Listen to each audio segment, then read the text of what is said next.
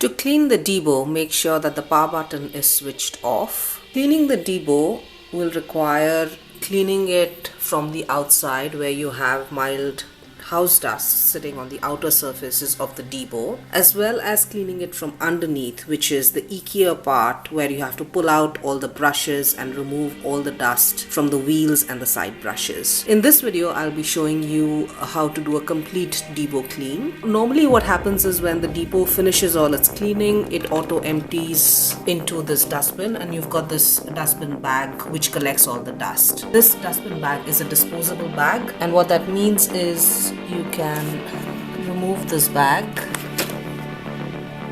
and simply throw it away into the dustbin, and you can see how clean the interiors are. However, if you don't want to do that and if you want to reuse this bag, that's fine as well, except that you'll have to periodically empty this bag into the dustbin and do it for a certain number of times till it becomes really dirty, and then just put another bag instead of this bag.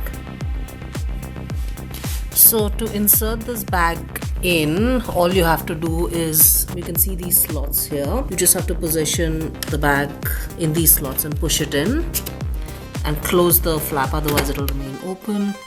And there you go, that's your dustbin bag inserted inside it.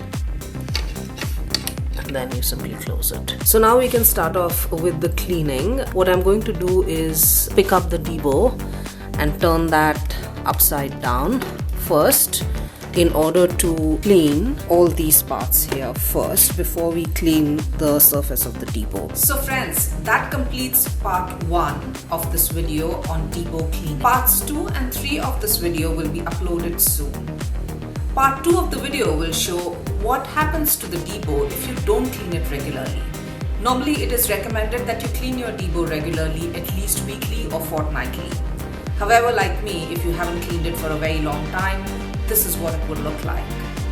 Part 2 of the video will cover what happens to the debo, what is the error that it would give, and how it behaves if you haven't cleaned it for a very long time and dust and hair have accumulated and congested parts of the debo. Part 3 of the video will cover the cleaning, which is all these brushes and all the parts underneath the debo that you can see here, as well as its sensors and surface level cleaning.